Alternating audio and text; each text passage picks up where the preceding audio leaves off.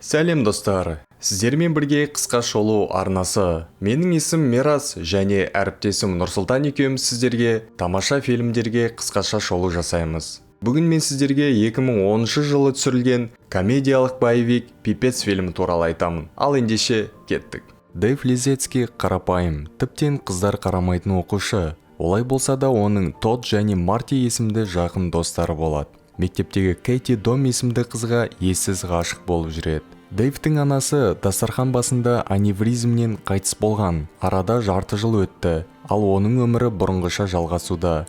Комикстер дүкенінде Дэйв ешкімнің супергерой болғысы келмейтініне таң қалады. Ал достары болса, оның супер күші немесе көптеген ақшасы болмаса, оның пайдасы жоқ дейді. Дүкенге Крис Дамико келеді. Ол крутой гангстердің жалғыз ерке баласы. Дэйвтің достары Дамиконмен достас дейді. Содан кейін оған хулигандар да тиіспейтін болады. Алайда оны Кристің қорғаушысы тоқтатып тастайды. Үйге келе жатқанда Дэйв пен Тодды әдеттегідей жергілікті гопниктер тонайды. Сол сәтте Дэйв терезеден қарап тұрған кісіні байқап, ал ол болса көмектеспей жай пердесін жаба салады. Дэйв бұл әлемді өзгерту уақыты келгенін түсінеді. Интернеттен гидрокостюм заказ беріп, одан супергерой етіп алады. Жергілікті гангстер Фрэнк Дамико товарын ұрлатып алған адамды сұрау үстіне алып жазасын береді. Одан шығып баласымен киноға кетеді. Сол кезінде полиция болған Дэймон Макриди өзінің 11 жасар Минди есімді қызына бронежилет кигізіп тапаншадан қорықпауға жаттықтырып жүреді. Дэйв өзіне супергеройский пипец деп ат қойып тоқтамай жаттығады. Дегенмен крышалар арқылы секіруге әлі де батылы бармайды. Келе жатып Дэйв өзін тонаған гопниктерді кездестіреді. Ол бірден өш алуды ойлап тығыла барып, крутой костюмін киіп хулигандарға қарай барады. Батылын жинап барғанда, олардан пышақ жарақатын алып, әлсіреп келе жатқанда жолдан көлік қағып кетеді. Жедел жәрдем көлігінде ол санитарларға костюмі жайында ешкімге айтпауын сұрайды. Джо бастығына өлтірілген адамның товар ұрламаған туралы анықталғанын айтады. Баласы үлкендердің әңгімесіне араласқысы келгенде, әкесі оны әлі кішкентай көріп қуып жібереді. Мафиоздың бастығы орыстардың бандитіне күмәнданып, товарды солар ұрлады деп ойлайды. Ақыры соны ұстап алып микроволновкаға қамап қояды. Бірақ та олар микроволновканы қалай пайдалану керек екенін білмейді. Ақыры түбі қамалған жігіт ішінде жарылып кетеді. Біраз уақыт өткеннен кейін Дэйвті ауруханадан шығарады. Ол толықтай жазылғанымен көлік соққысы кесірінен денесіндегі біраз сүйектеріне темір салып қойған. Ал нерв жүйесінің қатты зақымынан сезіну дәрежесі де қатты түсіп кеткен. Мектепте Дэйвке Кэти сөйлегенге қатты таң қалады. Қыз оған құрбысы Эрикамен бірге серуендеп кофе ішуге шақырады. Жақсы көңілін достары келіп бұзады. Себебі дәрігерлер оның костюмін жасыру мақсатында жалаңаш тауып алдық дегеннен, бүкіл мектеп оны гей деп ойлағанның кесірінен Кэти онымен жақын достасқысы келген. Дэйв супергеройлықтан әлі де арылған емес. Екі дубинкасымен белсене жаттығып, интернетте пипецке арнап жаңа парақша ашады. Көшеде келе жатып ол жоғалған мысық туралы ақпаратты байқайды. Көп ұзамай жарнама билбордынан тауып алады. Мініп келе жатып абайсыздан жерге құлаған кезде жігіттерден қашып келе жатқан біреу денесіне сүрініп құлайды. Пипец ол жігітті қорғауға кірісіп барынша төбелеске кіреді. Өтіп бара жатқан жас баланы байқап полиция шақыруды сұрағанда, оның орнына жас бала кафеге жүгіріп келіп отырған адамдарға супергерой төбелесін бақылауды айтады. Бандиттің бірі пышақ шығарып, танымайтын адам үшін өлуге дайынсың ба деп сұрайды. Дэйв оған иә деп жауап береді. Ал бандиттер полиция дабылын байқап қашып кетеді. Келесі күні Пипец YouTube жұлдызы болып жаңалықтарға шығады. Крис жанұясымен оны крутой деп, алайда Фрэнк бұл ақымақтың көп ұзамай өлетінін айтады. Дэймон мен Минди де оны көреді. Қыз бұл жігіттің икемі бар десе, әкесі оны жай ғана әлсіз дейді.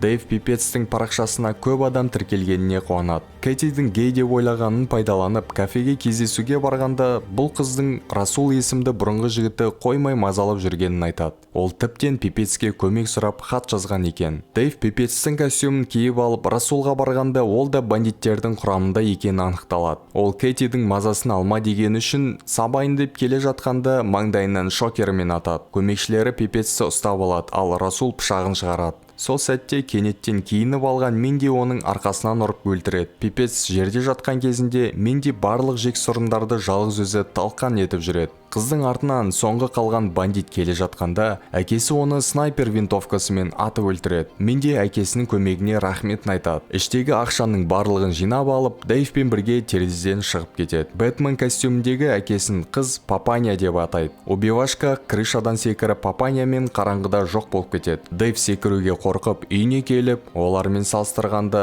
түкке тұрмайтынын түсініп бір жылап алады. Джо бастығына Папаняның телефонға түсіп қалған суретін көрсетеді. Бандиттер оны теледидардан көрген пипец деп ойлап, одан құтылудың амалын ойлайды. Түн ішінде Папаня мен Убивашка Дэйвтің үйіне келіп, оны интернеттен IP адресі бойынша тауып алғанын айтады. Жігіт ендігіде супергерой болғысы келмейтінін айтқанда, Папаня болса оған көмек керек болса, парақшасына демалыстамын деп жазсын дейді. Фрэнк детектив гигантеге соғып, пипецті тауып алсын дегенде, ол ондай жұмыс оған оңайға соқпайтынын айтады. Сол уақытта Папаня мен Убивашка Дамиконың бір адамын ұстап алып, бастығы туралы ақпаратын алып, оны езіп өлтіріп тастайды. Офицер Маркус Дэймонның үйіне келген кезде түрлі қару арсеналын көреді. Кезінде бұл екеуі әріптес болған. Дамиконы Дэймон таныстарымен абақтыға жапқызып, ал әйелі болса қаза болған. Бұл уақытта абақтыда бос жүрмей тоқтамай жаттығады, ал қызын әріптесі Маркус бағып жүрген. Абақтыдан шығып ол қызын жаттықтыра бастайды. Маркус қыздың балалық шағын алып жатсың деп өкінішпен айтады. Содан кейін сатқын полициялардың пипецті іздеп жүргенін айтады.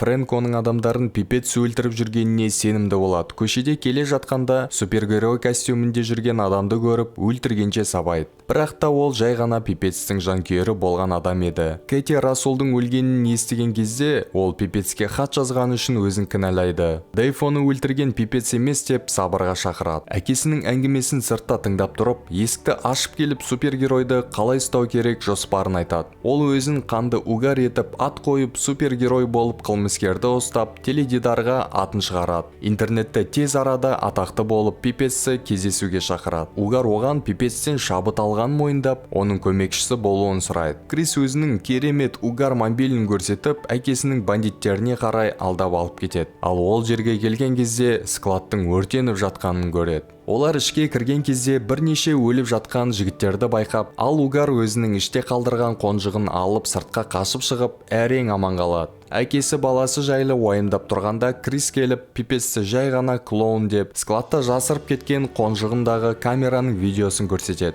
Ол жерде Папаня барлық бандиттерді өлтіріп, складты өртеп тастаған. Одан кейін Маркус Дэймонды мафиоздардың іздеп жүргенін ескертіп, көзге көрінбеуін сұрайды. Оның орнына Папаня қызына Маркустың тез арада өлтіру керектігін айтады. Дэйв геройлықты қойып, соңғы рет киімін киіп, Кэтидің үйіне терезесінен кіріп келеді. Ол маскасын шешіп, ақыры гей емес екенін мойындайды. Басында оған қыз қатты ашулы болып, кейін кешіріп, оның қасында қалуын сұрайды. Дэйв пен Кэти екеуі қосылып, ал Тодд пен Марти Эрикаға жақындай бастайды. Бір аптадан кейін Дэйв пипецтің парақшасына қанды угардан бірнеше хат келгенін көреді. Ол қызына костюмды соңғы рет киемдеп, угармен кездесуге кетеді. Кездескен кезде угар оған складта өлген адамдар үшін олар іздеу үстінде жүрген дірілдеп тұрып айтып, Папанядан көмек сұрауға мәжбүр еткізеді. Дэймон қызымен бірге жаңа қаруды қызықтап тұрғанда, оларға пипецтің демалысқа кеткені туралы хабарлама келеді. Папаня пипецті жасырын жерде күтетінін айтқан кезде, угар мен пипец сол жаққа кеткен кезде бандиттер артынан білдірмей аңдып кетеді. Папаня қанды угарды көріп таң қалса да, бұл екеуін ішке кіргізеді. Дэймон қызының терезеден құлап кеткенін көріп ашуда болады. Бандиттер Папаня мен пипецті ұстап алып көлікке салып алады. Бандиттің бірі базукамен баланы алып, угарды әкесіне алып кетеді. Крис әкесіне пипец досым деп оны жіберуге уәде бердің емес пе дегенге, әкесі оның да Папанямен бірге өлтіріліп, келесіде ешкімнің супергерой болғысы келмейтінін айтады. Бандиттер теледидарға қосылып алады. Кэти де оны интернеттен көріп, Папаня екеуі таяқ жеп жатқанын көріп, өлуге қалған үшін қатты уайымдайды.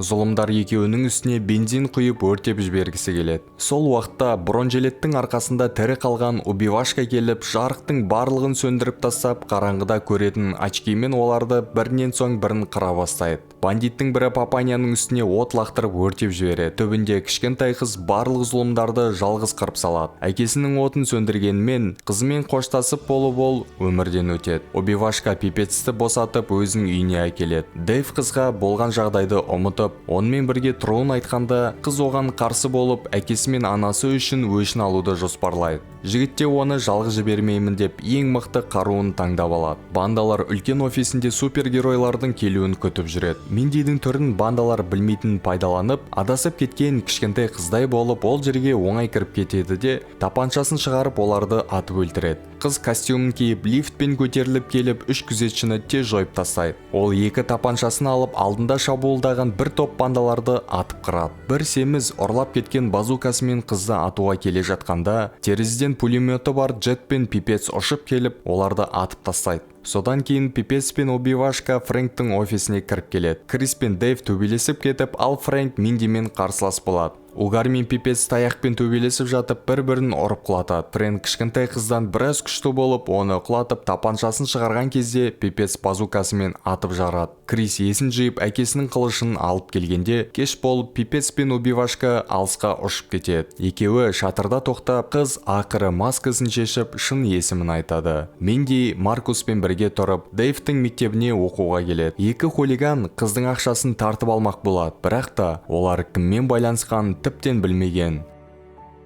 Достар, Пипец фильмі сіздерге ұнады ма? Ойыңызды комментарийға жаза кетіңіздер. Және де каналға тіркеліп лайк басқандарыңыз үшін сіздерге көп рахмет. Келесі кездескенше.